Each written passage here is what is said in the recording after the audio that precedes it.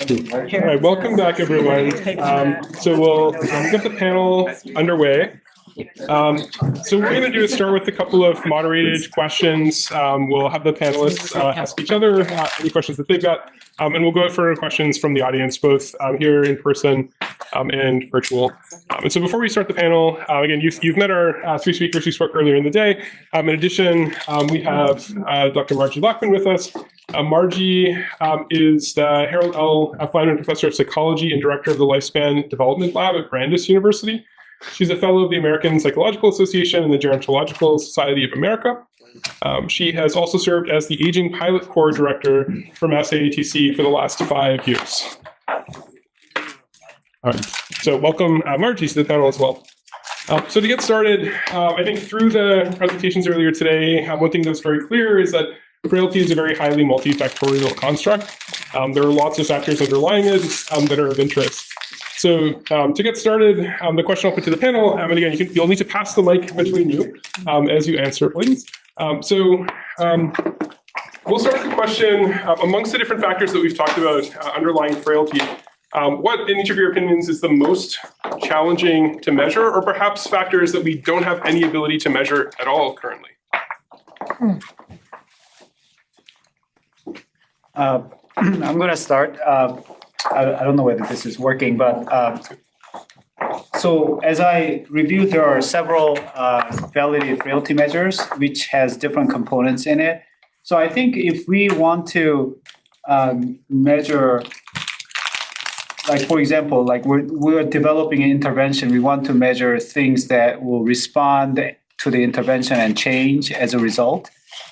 We have to choose a measure that includes those elements that we want to measure. So I think in a way, depending on the situation, if you want to just a quick screening tool to identify who's at high risk, then a simple instrument may be totally fine if your purpose is just measuring who's at risk. But I think if you're trying to measure something that is in response to the treatment or more clinical planning, care planning, and intervention, you need additional elements. So I think in that sense, you want to choose the measure that includes multiple domains so that you don't miss a positive or negative response on certain domains that you forgot to include in your selection of your frailty tool. So I think those are things to consider when we are choosing a frailty instruments. But again, there are a lot of other things that we don't measure well, but still be relevant to the clinical frailty. So the tools that I mentioned are the clinical frailty tools. So obviously, as Megan mentioned, there are physiologic signals that we don't really fully account for in the definition of clinical frailty, and maybe that's things that we want to measure, which may precede the development of clinical frailty. So we may measure signals before the clinical symptoms appear. So I think those are the relevant things that we want to measure, especially when we're talking about wellness and healthy aging and prevention. Most of my clinical experience implementing frailty includes using the frailty phenotype and the short physical performance battery. So I'll speak about those. The objective measures of strength and gait are, besides being time consuming, are quite straightforward. We had to do some initial protocol development because across providers, we were not assessing gait and grip the same way. For example, the dominant arm has to be at a 90-degree angle and slightly away from the body, and you can't support the device. Whether they started out static or dynamic ending of the walk, all of these things impacted performance time. So once we standardized that, it was okay. I think the measures that I struggle with the most are the self-report because of the low correlation of self-report with the objective measures. So physical activity is everyone says they're active and they're not. People who say it takes them, the active 20 minutes a day, but it's because they take 20 minutes to walk from their house to the mailbox.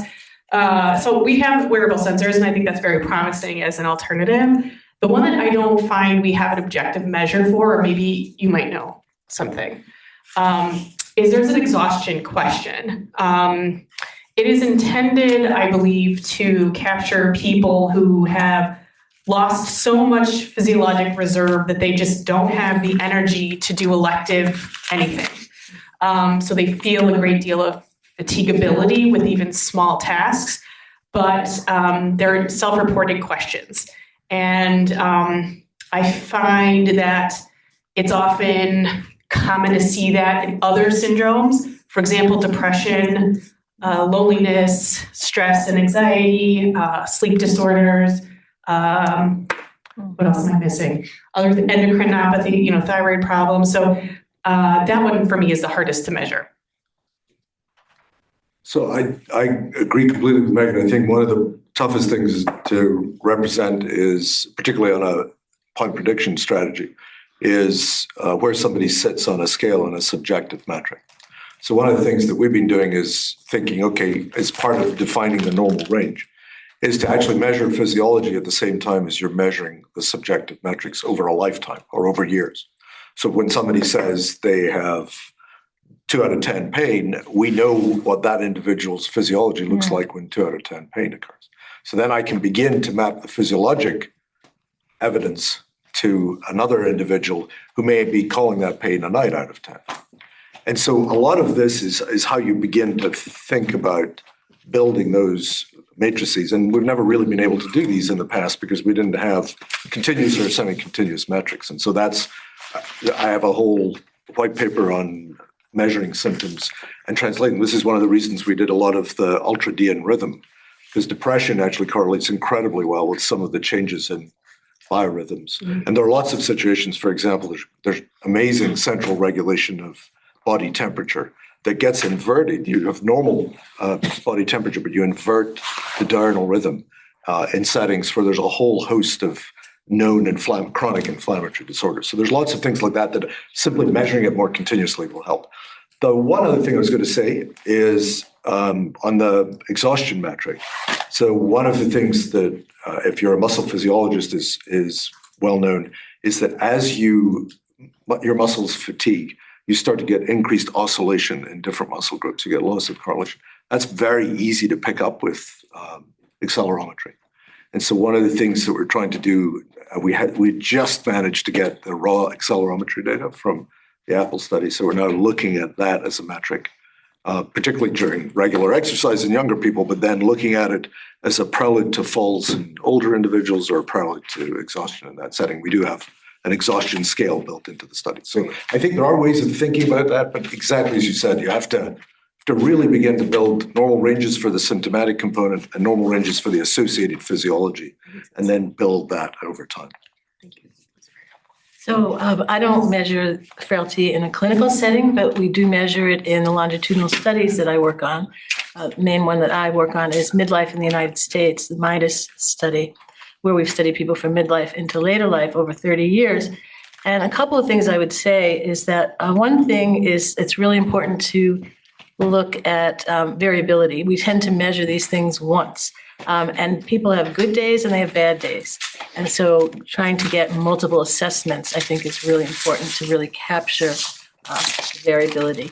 And then another thing I would say is that we tend to measure these things in a very positive setting, like in a clinic, and we don't really test the limits. And so I think having more challenges to assess, not just walking speed walking in a clinic, but walking speed in more difficult situations to really test the limits of what people's abilities are. Thank you.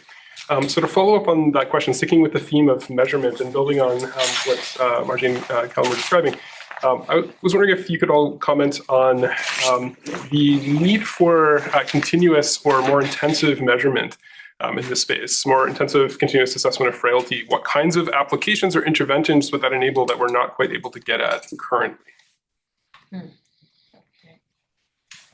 Someone else want to start? I need a little thinking time. One of the things that, I've sort of spent a lot of time thinking about in this space is, are there heritable components to the underlying vulnerability in different domains? And so obviously in order to do that, you need much larger studies, and you need studies across families, and you need studies across populations. So one of the things that we've been trying to do is think about ways that we can identify genetic signals. And then that lets you get at some of the mechanisms of, let's say, sarcopenia, or sarcopenia at a particular age. One of the biggest problems with genetic studies as they're done at the moment is they tend, just as we've all said about frailty, they tend to have very sort of focused cross-section, and they're looking at the summation of a disease over a lifetime because they're all based on these large population epidemiology studies. Whereas if you actually look at the genetics of a subset, like people who are fine until they're 65 and then crash and burn, none of that is captured in the existing epidemiology studies. And those trajectories need to be built in order to truly understand how you get to where you are. And we see this all the time in almost every other setting. I mean, even things that look like they're unbelievably specific, like a single gene disorder that causes whatever, atrial fibrillation. It turns out there are actually 30 of them, and they all look the same. So you can imagine, that's just one endpoint. So imagine what it's like thinking about that for frailty, whereas we've heard there are so many domains. And so the way that you end up at that point is probably the single most useful thing that will let you get at mechanism. Can I? Yeah, go ahead. Sure. Thank you. So I think clinically, when we see patients in the hospital, in the clinic, we tend to see patients who already have clinical manifestation of diseases. So we're counting, abnormalities and impairments, diseases. But I think we're good at measuring what's not right. But I think we're not as good at measuring the other end of the spectrum. So who's just doing well versus who's very fit. And we kind of, as long as they have no clinical symptoms when they come to our clinic, oh, you're doing fine, and we're not doing anything actively. So we're actually the tools that we use in the clinical setting have poor resolution of measuring really fitness and then just people doing okay. But we may be measuring a lot of abnormalities in a really sick population, because I think our tools are just geared to measure that end of the spectrum. And having a continuous measure of something, like, for example, Vega mentioned about SPPB, short physical performance battery, one of which is a balance test. So it's crudely measured in number of seconds, and then that gets to a point of 0 to 4 of the 12-point scale. So you can achieve the 4 points, but the process of achieving that 4 points can be missed. So, for example, it's a standing balance test of full tandem stand. Somebody may not wobble at all, and maintaining 10 seconds in full tandem stance, versus somebody, it was wobbling but barely made it to 10 seconds. So they get the same points, but we're missing that important component. The same thing with the cognitive test. You can memorize 3 words and repeat those 3 words without any hesitation, but some people may give a lot of incorrect tries, takes long time to actually correctly recall those 3 items. So that process is being missed in the way we clinically assess, abnormalities, because we're only looking at really clinically apparent abnormalities. So I think that some of the continuous measures will enhance our ability to detect subtle abnormalities and the healthy end of the spectrum. And I'll just add one final comment. This is all very appropriate, and agree with that. I'm just going to call this out, even though we're all hinting at it, that the continuous monitoring allows us to integrate trajectories of change over time, which there's just been very early work in functional measures where that have showed that a baseline assessment of physical function plus the trajectory, they're independently associated with death. So this would be so helpful we don't integrate trajectories at all. And we think about it clinically. We see someone in the hospital and wonder what's the likelihood that they're going to recover back to their baseline function. Well, we can ask how functional were you before you came in and try to paint a picture of trajectory, but this is all very, very crude. So that to me is one of the most promising things about continuous measurement. Great, thank you. So again, to build on that theme, the idea that obviously there's a lot of nuance in measurement, as we were just discussing. One thing that we were talking about earlier is the notion of sort of proxy measures in this space. So the idea that you maybe have something that you can measure, it's not particularly direct or particularly causally related to frailty or factors of frailty, but you can build an AI model and put it in the middle, and it makes interesting and useful predictions. So the question is how we should think about that process, the notion of maybe going after things that look like proxies that are predictive but aren't necessarily causal, versus putting effort into trying to develop measures that are maybe more direct for the factors that we're interested in. I'm sure everybody in this panel has a comment on that. Maybe I will share a unfortunate grant story for me that's sort of related to a question I have for you anyway. And that is the surrogate proxy measure of not wearing a sensor or some of these other random measures is sort of the kitchen sink approach. And I will tell you my most cherished R01 application was a kid got criticized for being a kitchen sink approach and it was never funded. So I think there's, from an NIH perspective, they're looking for, hypothesis driven research and questions. And so if we, share with them the kitchen sink approach, it's not always accepted, but I appreciate more now maybe the fact that you are using available data wherever it is, and that I think is helps to make it scalable. I think it's probably difficult for us in clinic when there's a surrogate that means nothing to me, and I can't come up with a intervention to help adjust it. So that's where the dissonance comes. Okay. I can give you a great example of this. So this is the problem with the way that we do medical research. So when do you think the life insurance company identified the relationship between tobacco and early mortality? So the medical profession did it in 1959. It was discovered by the insurance companies in 1911, and it was priced identically to what it's priced now.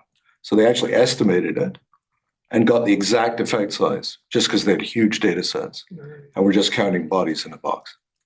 And I think that's the basic problem. I love hypothesis generating and hypothesis testing research, but you can only work if you do both.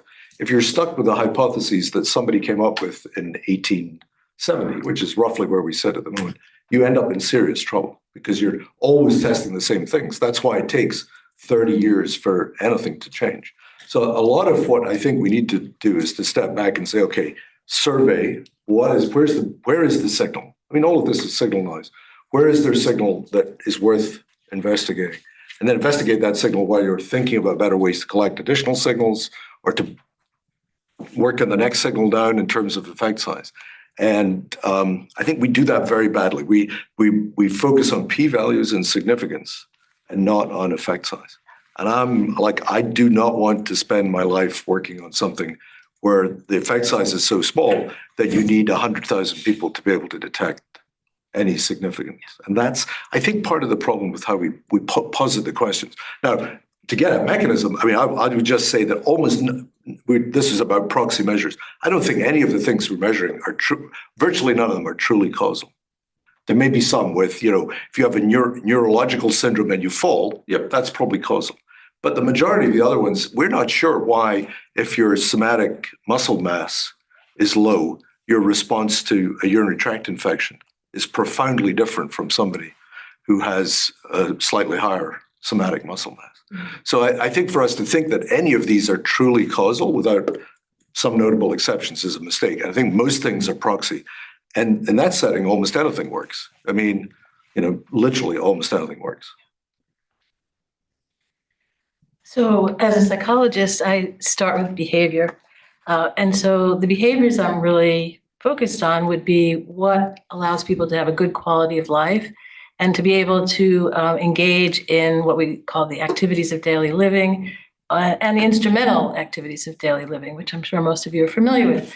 And I think from this perspective of frailty, there are different configurations of frailty indicators that might predict whether someone has a good quality of life or not. So one approach might be kind of a profile analysis approach where you characterize different kinds of people. So somebody who can't, go on a walk 1 block, activity of daily living, it might be because they have sarcopenia, or because they have heart disease, or because they're afraid of falling. So there could be just different configurations of, I would say, biopsychosocial factors that contribute to not being able to carry out your activities of daily living. And so that might inform how we think about addressing frailty. I just wanted to follow up on this question.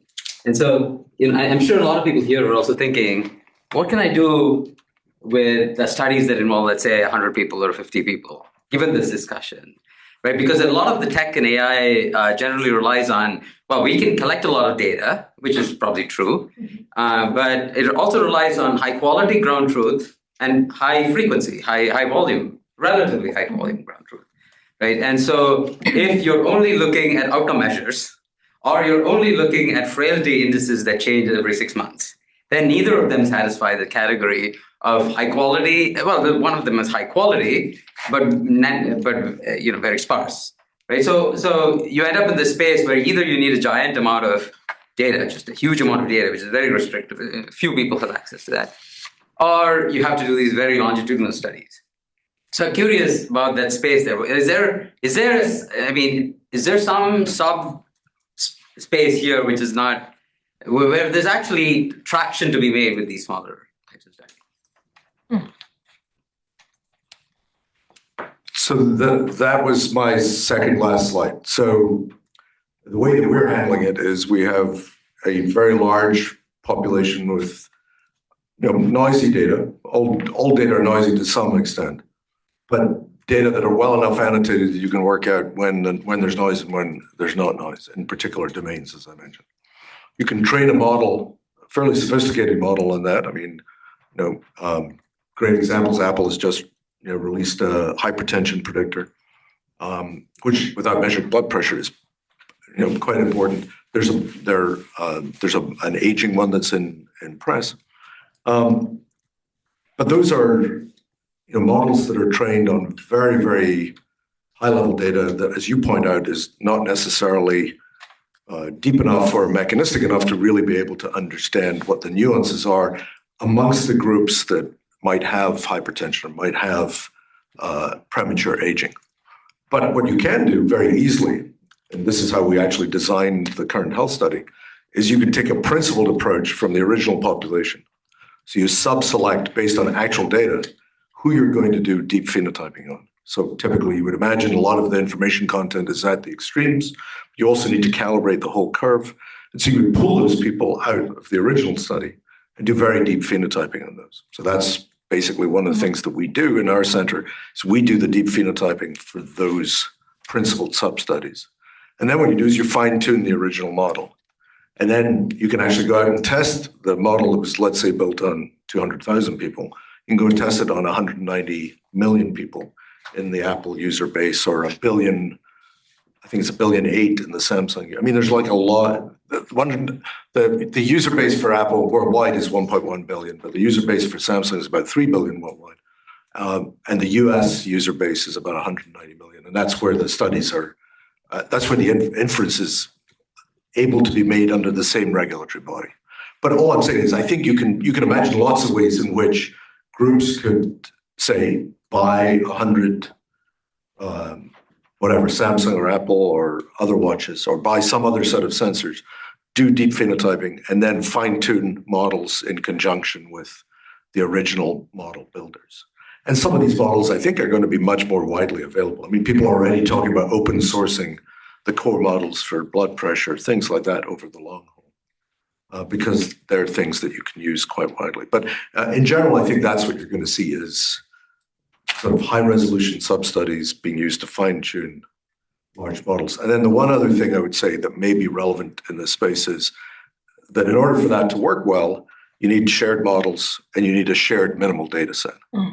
And I think, again, that's another thing that we don't do very well in medicine. I tried when we introduced EPIC at MGB, I tried to introduce a 12-point minimal clinical data set in every visit at MGB. And the people who shouted it down were all the investigators. And now, 10, 12 years later, what they're saying is, I wish we had a minimal clinical data set, because that would make us a unique health system to be able to train the models that we want to train. And none of this is all literally high school level information theory. None of it is rocket science. It's just, the problem is you need to build the systems to do it properly. And we build the systems on completely different criteria. We build it how we get paid, how people come through the front door, where the parking is. I mean, that's literally how we build stuff. Yeah. So I interpreted your question to be tied in with some of the kind of pilot studies that we have where there's small samples and they all have different kinds of measures. And I think similar to what you're saying, we need common measurements. So you could identify a small set of common assessments that everybody would give. And that allows you to harmonize essentially across the different studies. So everybody has their own interests and they're not going to want to give exactly the same as everyone else. But even if you have, at least you have a small set of common measures that are particularly interesting and meaningful for everybody, that allows you to harmonize and create a larger data set. And it doesn't, and even if some of the measures are not exactly the same, data harmonization, as long as if it's a similar concept, you can still aggregate and look at some of the different relationships.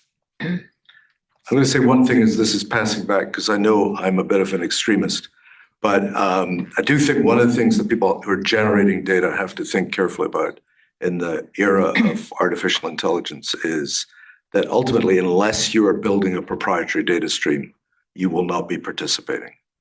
That's actually, I think, the single most important thing I've learned in the last 2 years is you think you've got a unique data set. They are pulling data from everywhere on the planet. I mean, there are 50 million electronic records in the training set for GPT-4. So you better have something that's not in an electronic record or you're going out of business. All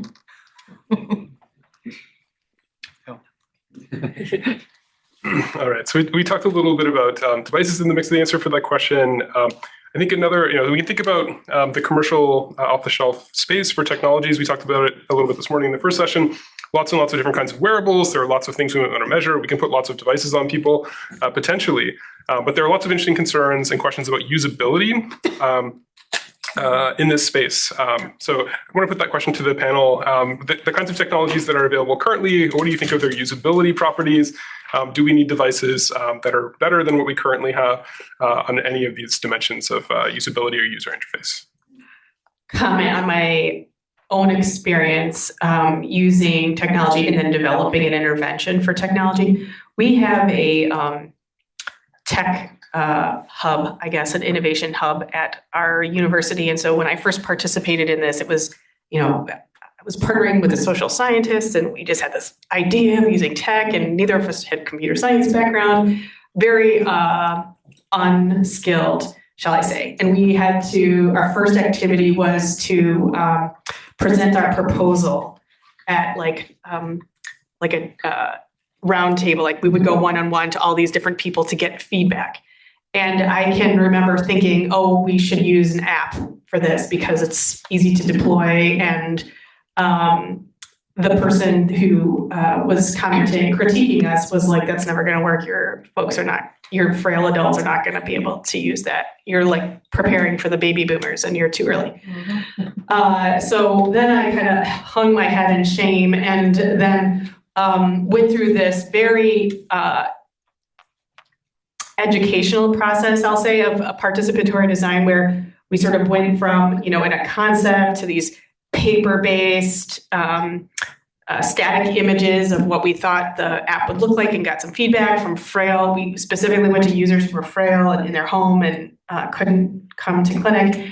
Then we made a prototype and went back into the lab and we revised the prototype and went back into the in-home. All of this took us 8 years it wasn't very efficient. I learned a lot and made a ton of mistakes, but all of that said, it certainly made our trial so much more effective. And I think being able to go into the field in this group with very low tech literacy, it was an absolute requirement. So I can't speak to our industry colleagues who are trying to make tech a little faster than 8 years.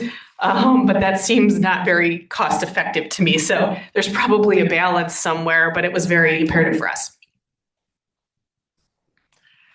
I have a similar kind of story. In my Roybal Center, we focused on trying to help sedentary older adults become more active, mainly through walking.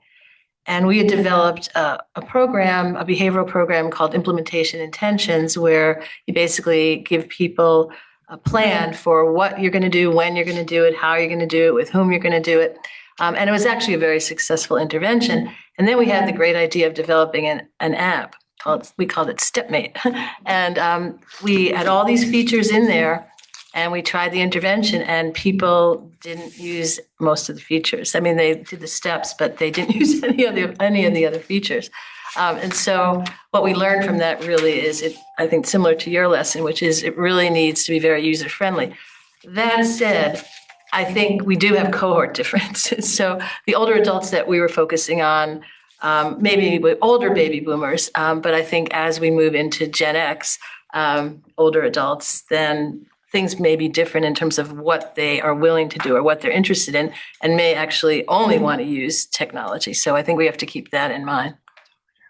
It's interesting because I actually think we've done work both with elderly people who can't use digital tools, and the median age in Apple Heart Move was 44 years old. Wow. And education makes a big difference. But it turns out they both had identical requests, which were, interesting. Do not give us anything except text. Ah. People don't like to log into, there are 2 million apps on the App Store? There are 11 that are downloaded. Really? Ever. Yeah. And almost nobody pays for anything.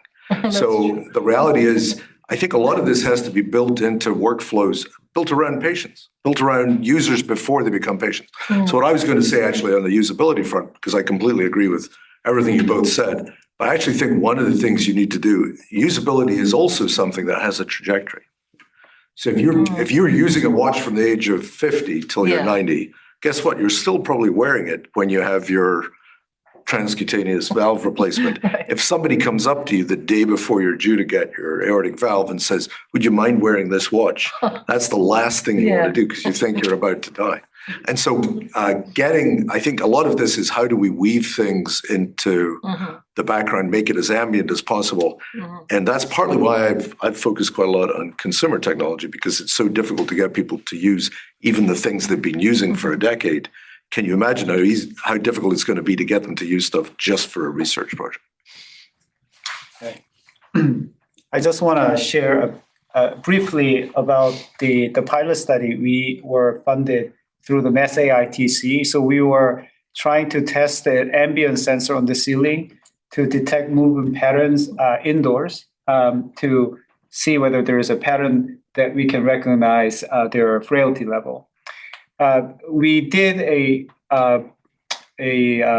usability acceptability survey at the end of the observation period, and then they reported that most of them were actually okay with a sensor that is not taking any video or photograph, but it's actually heat sensor. So it's just like a dot just moving around in the space.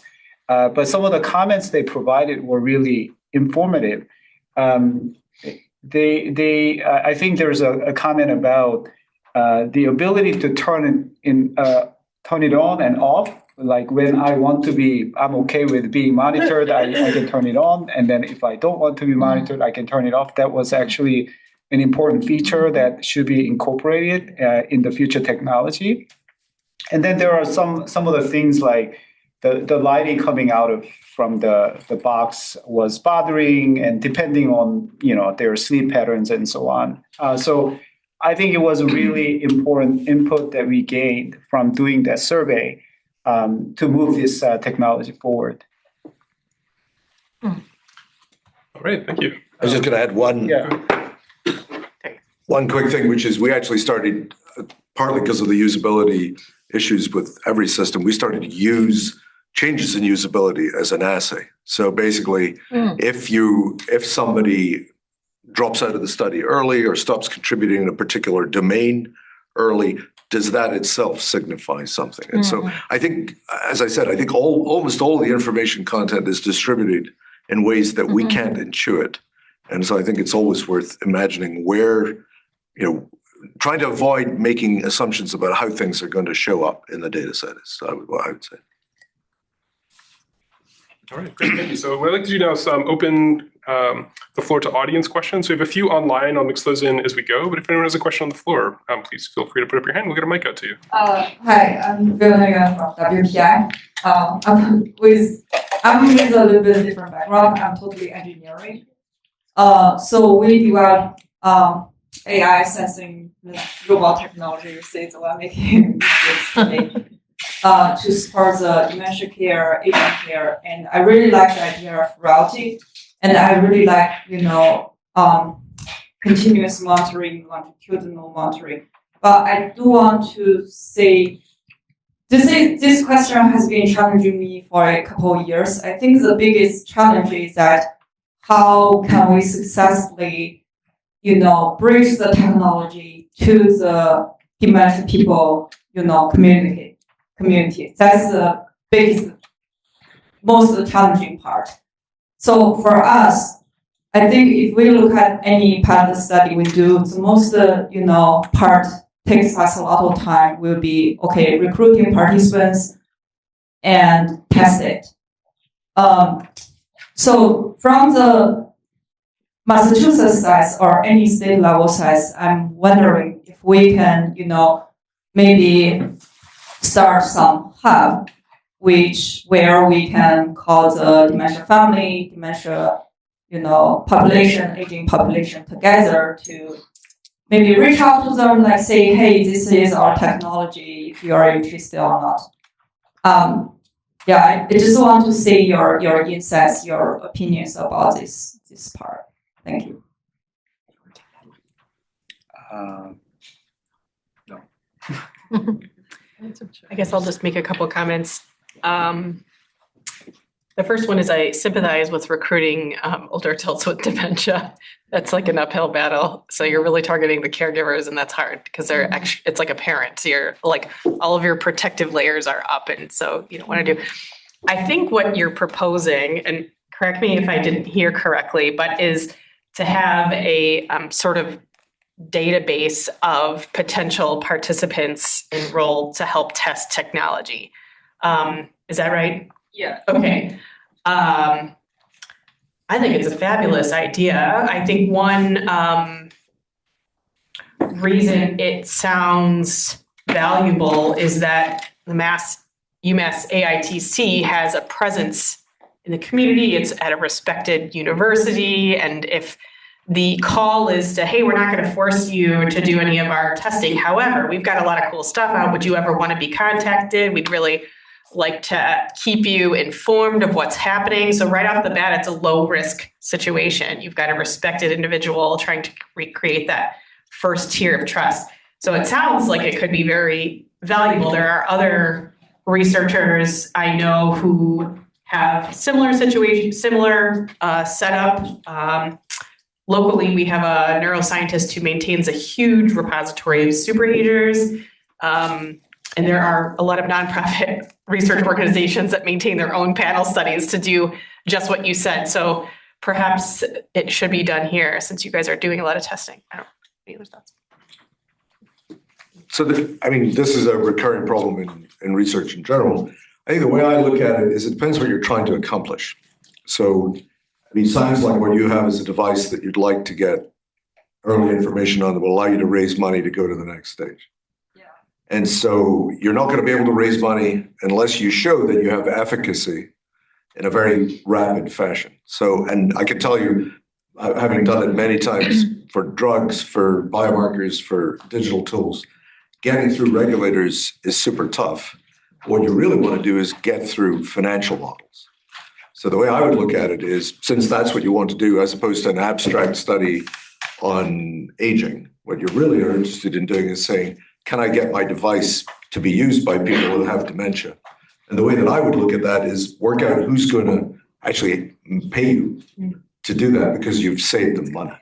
So if it were me, I would go to, I'll tell you the places that I think, I can't even remember, it's Willie Lomax, isn't it? The go where the money is to the banks.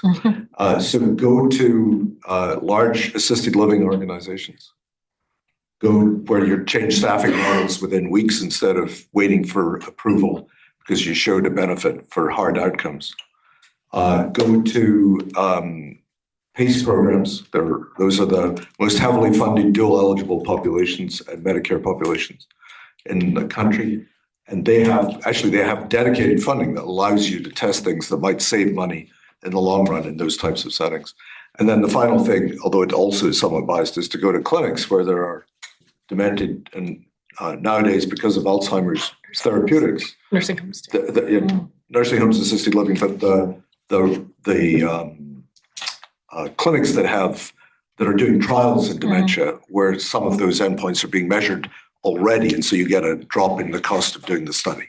But again, I think it very much depends on exactly what you're trying to accomplish, and so that's partly, I think, I love the idea, and I think Mass AITC is ideally positioned to be able to both channel that type of activity and offer you advice on how to commercialize it and build things in a way that are integrated into the whatever venue you end up deploying it.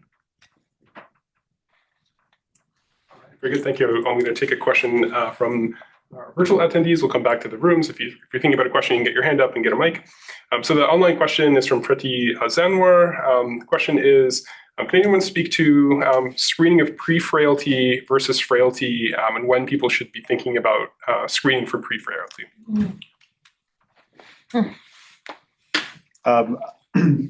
Well, I don't think there is a separate screening process for pre-frailty. If you screen for frailty, and some are classified as having pre-frail, so that's how pre-frailty gets detected. Because pre-frailty is at risk, higher risk of progressing to frailty, obviously that they require attention. I don't, well, as Megan stated in her lecture in the morning, there is no clear guideline of how often we should screen for frailty. And usually it's triggered by some primary care physician or somebody who's worried about their patients and then making referral to geriatrician. But I think ideally, if somebody, like when I think about primary care, we do have an annual wellness visit that collects a lot of information about their functional status, their cognitive function. So we're collecting quite a bit of information that go into the frailty index. So I think a good example is, Wake Forest, Dr. Callan and her colleagues have used the information collected in the annual wellness visit and then turned that into the EFI, Electronic Frailty Index. So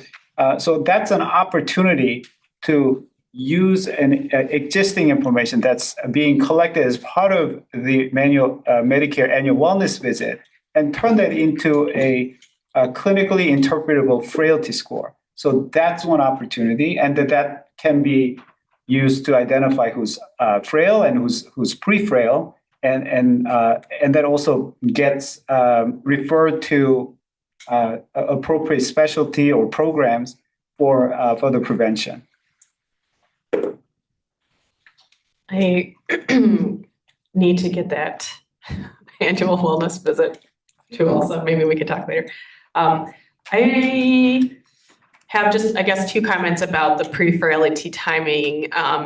One is that I don't think we really have any data quantifying the age at which frailty starts in subgroups that are particularly at risk for accelerated frailty decline. We know there are some groups like that, CKD, like kidney disease, heart failure, COPD, they all have accelerated frailty decline and likely need to be screened much earlier than Dr. Kim and I would ever see them in clinic. So I do think there's a lot to learn about the timing of the onset of the pre-frailty.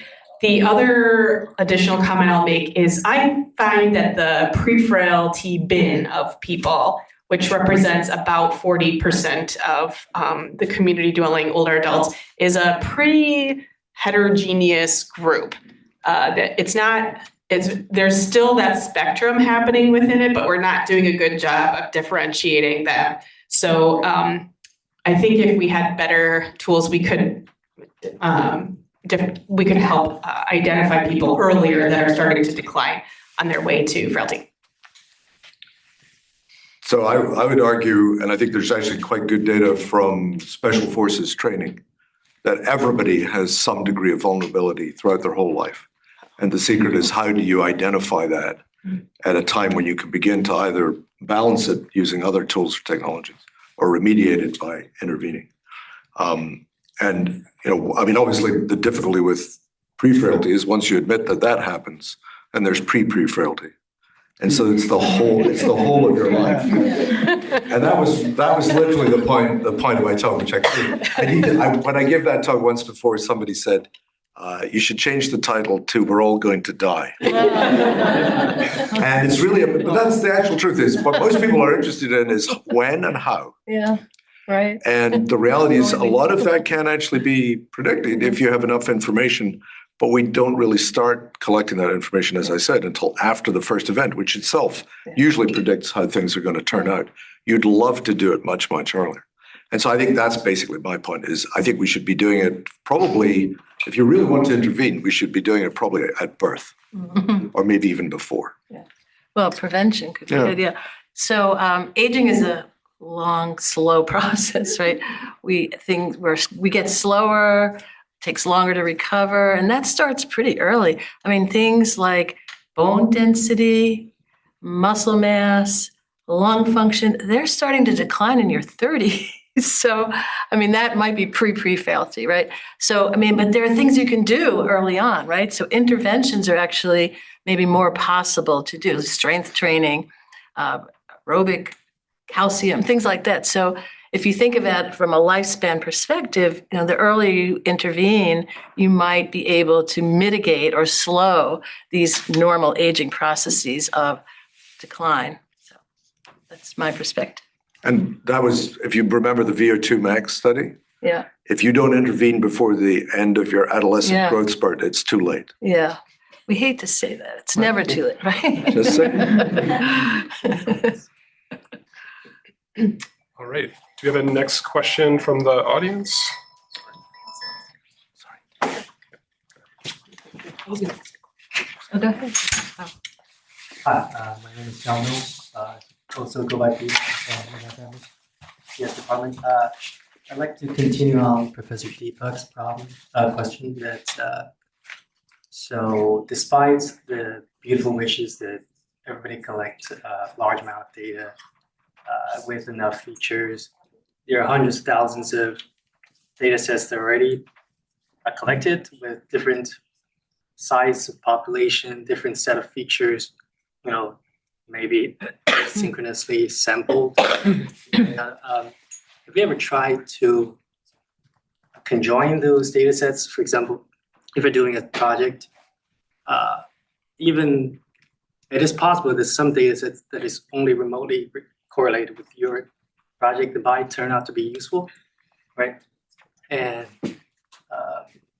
so it's like those recommendation system in online apps. If you have enough data, or if you collect data from enough people that are similar to you, you can personalize for this specific person, right?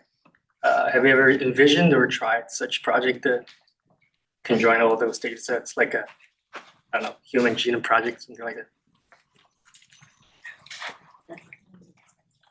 I mean, we've done this obviously with multiple large data sets. I mean, it just depends on what you're trying to accomplish. So the reality is the way that academic activity operates is people will have already extracted all of the useful information content from that initial data set before they ever let you use it.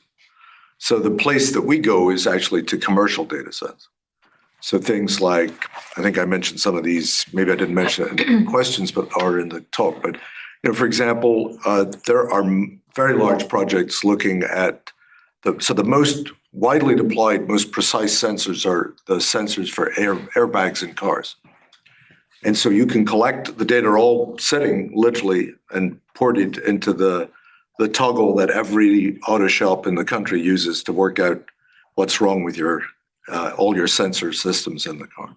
And so we tried fairly hard to get any two manufacturers to give us the data from each of these. And we did eventually get two of them. I can't say out loud who they were, although I mentioned it earlier. But those are incredibly useful. Just even the way in which you turn left or right has like remarkable utility for predicting musculoskeletal decline. And if you could combine those with other data, I think you're going to start to see real synergies between those data types. And so one of the things we're trying to do, and you can see it happening around you with all of the tech companies, is think about how you can begin to build those data connections that allow you to make those relationships clear. But the biggest problem at the end of the day is identifying individuals. So what it requires, and this is partly why I said we want to build almost I don't know what you would call it, but a personal life record where people can then decide that they're going to use their data in a way that will inform the rest of society. Because at the moment, what you'd have to do is get consent from every, Toyota user, consent from every Apple user, consent from every, you name it, television user, not only to collect their data and use it, but to link those records across all of it. So you just can't, nobody will let you do that on privacy basis. Certainly won't let you do it on a health basis. So part of this is, I think, building the culture of quantified self, building a culture that allows people to do that in a systematic way. And to be 100% honest, I think that's getting much, much easier. I don't know if any of you watched last week, but Claude released a health data exchange set of prompts where you can literally, at the moment, nobody has access to their records from all of the places that they've been. And you can literally, there's a simple prompt list that you can put into Claude. It'll build APIs to each of the health data exchanges for your particular records and port them into a central location. So that type of thing is going to happen. But again, upfront, you need to be the person driving it to consent to have it happen. So I think, again, this might be something that Mass AITC could do, is do something in Massachusetts where there's actually a critical mass of individuals who are willing to seed their data across multiple data types so that you could begin to do those types of experiments. I think it's a great idea. It's just the constraints are either the data are all in academic shops where nobody wants to collaborate until they've finished, or they're in industrial shops where nobody's consented anybody to do anything. One thing that I'm familiar with is the Global Aging website, where it's based from the Health and Retirement Survey, which is a huge NIA-funded longitudinal study based at the University of Michigan. But there are now sister studies all over the world where they ask all the same questions, and they have biological data, cognitive data, all kinds of data, psychological data, and so on. And this website actually harmonizes all of these studies from all over the world. So you can really aggregate and do all kinds of interesting things. So it's just the Global Aging, I think it's called the Global Aging website.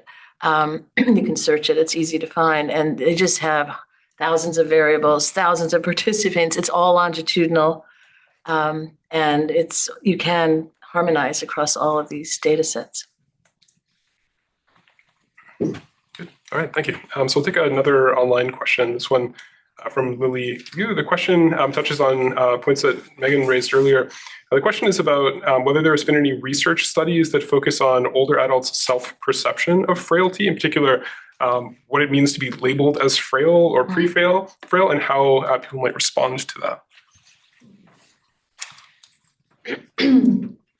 Well, I have anecdotal evidence about whether people like to be called frail or not, and they don't.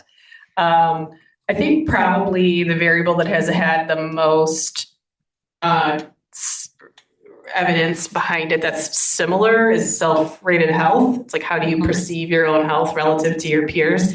And that is definitely predictive of most outcomes, independent of the other health factors. So I suspect that there is a great deal of impact from your own health perception, your own frailty status, and its impact on your trajectory overall. So I think it's probably important that we do not currently incorporate that outside of a self-rated health tool or question usually in those tools. So I think it's a good point.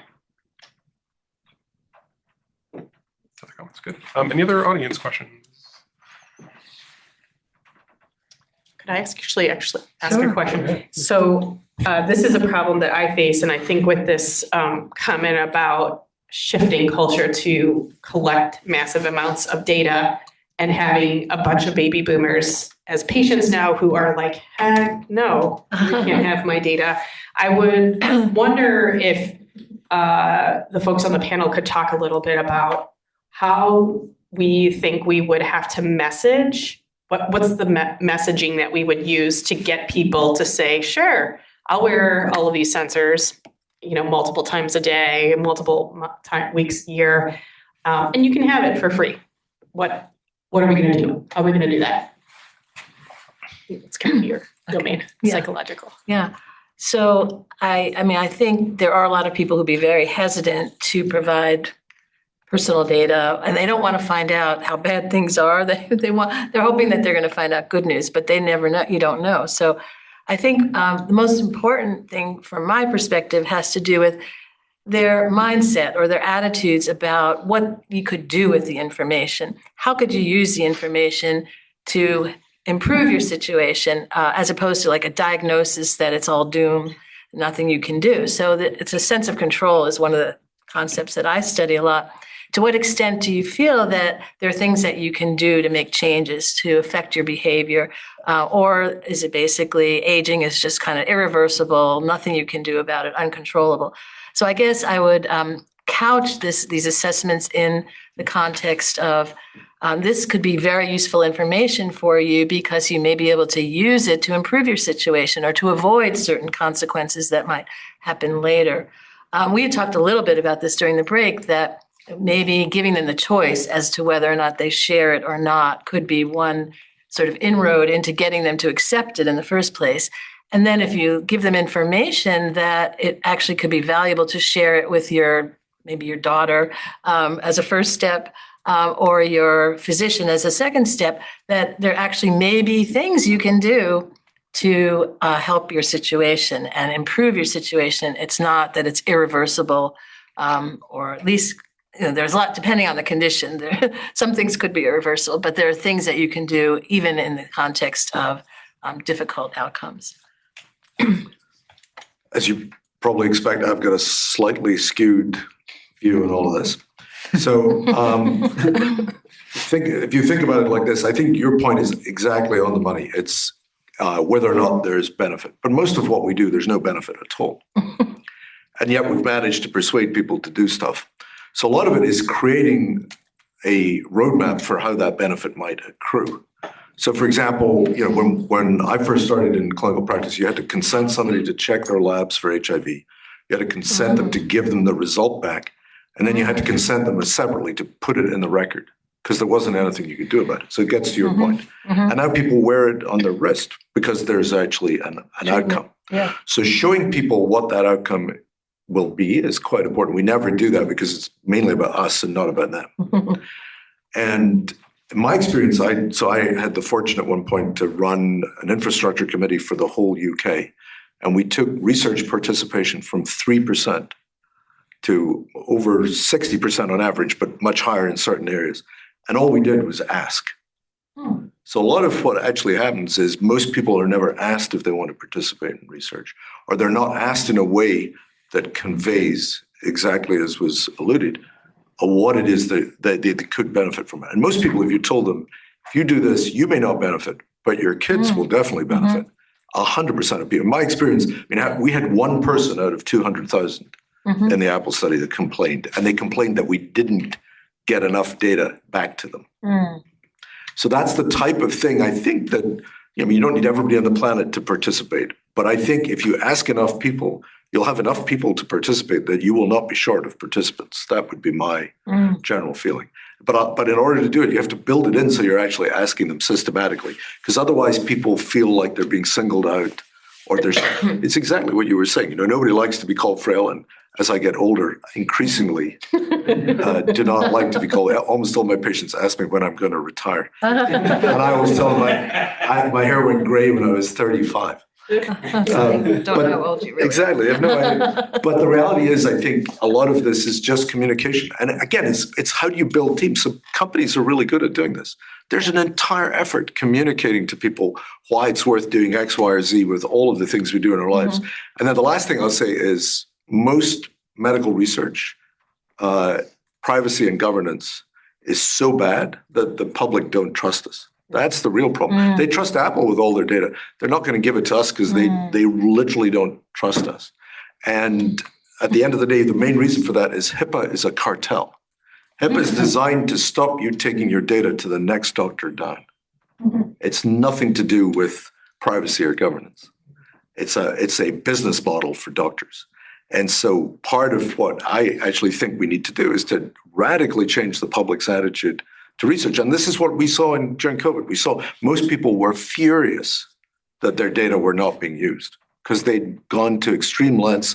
They were scared to within an inch of their lives because of the nonsense that we put out.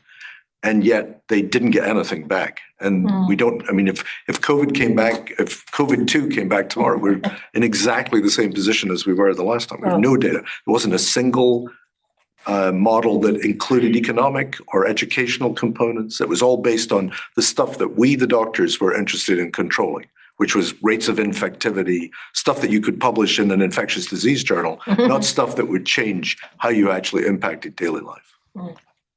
Sorry, told you I was extreme. No, that's very helpful. Thank you. All right, thank you.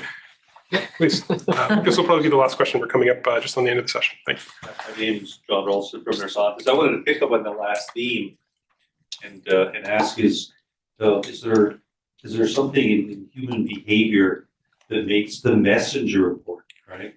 You know, a doctor can tell a patient, you need more exercise, you should eat better, and the patient ignores them. But my Apple Watch says you can still close one more ring, and I can run out the door and walk up the hill for 20 minutes, right? My wife is right behind me, and we hear more and more about people responding positively to things like chatbots. Again, a non-human messenger. I mean, is there something real and fundamental there? I'll let you take that. Well, From a psychological sense. yeah. Well, I'm just reminded of a talk I went to yesterday where someone was talking about getting really empathic messages from humans versus chatbots or AI. And people responded very positively to the AI messages. In fact, more positively than to humans. However, when they were told that the messages were generated by AI, they freaked out and they were angry and upset. So I think, AI can probably deliver good advice and give good things, but the question is, are people going to accept it? Now, it may be different for medical advice than it is for this empathic kind of information, because they really wanted a person there to give them empathic information. And they did all kinds of experiments where they varied. It was generated by AI, but sometimes it was given by a person versus by AI, and they didn't like it from the AI. So I don't know. For medical information, maybe it's different. Maybe people are willing to accept advice and recommendations. I'm not sure. I know it used to be that when we started one of the old exercise programs that I developed a long time ago, we actually did what we called a prescription for exercise. So we kind of tied it to a physician because we didn't think that they would listen to us as investigators, but we basically said, this is a prescription from a physician for your exercise. And people seem to respond well to that. But I think you could also imagine someone you really care about, like if you're child or your spouse or someone, wants to exercise with you, that's probably the most motivating, is doing these kinds of healthy behaviors, whether it's eating or exercise with somebody else. The social support, I would imagine, is probably the most important source of motivation. I have to say, I think you're 100% right. I think a lot of it is how it's perceived when it's delivered. One thing we found in a separate set of experiments was it was very important that the person who gave the information was somebody that related well to the individual who's receiving the information. And an element of that was scored very highly was care. Yeah. That if people think you're doing, again, it gets back to what I said earlier. If they think they're doing it for you, they don't care. They don't. I shouldn't use that word in two different ways. If they think you want them to participate in something for benefit for you, that's a huge problem. If you're doing it in a way that conveys the benefit for them, and that you actually care about them, that ends up being very, very powerful, to the point where you can replace like an entire medical team with a family member that they know, so long as they have the right information and they know that that information is present. We found they felt they were more connected to their primary care doctor.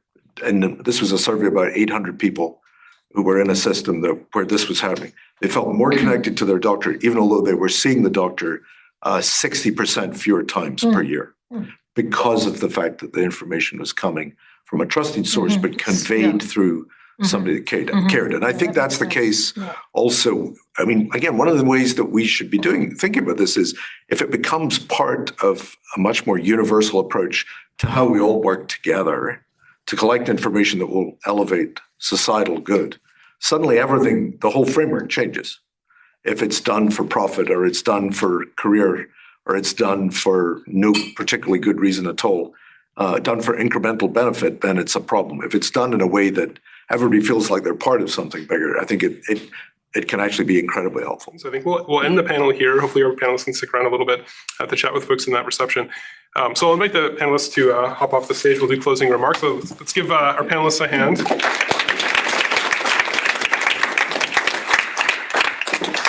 All right, so I guess to close out the session, I'll just say thank you to everyone, to the attendees, both in person and online. And in particular, let's give a round of applause to the poster and demo presenters who came out to share their work with us as well. And as well, acknowledge our center staff, Suzanne, David, and Caitlin, who are out to help out the local arrangement staff here at the newly renamed Charles River campus of University of Massachusetts Amherst, and to NIA for funding the center. So thank you. All right, so I think we'll leave it there. So again, we've got a networking reception for another hour to go. So if folks are able to stick around, please do. You can have a chat. And thank you to everyone for joining online. That closes the session. Thank you.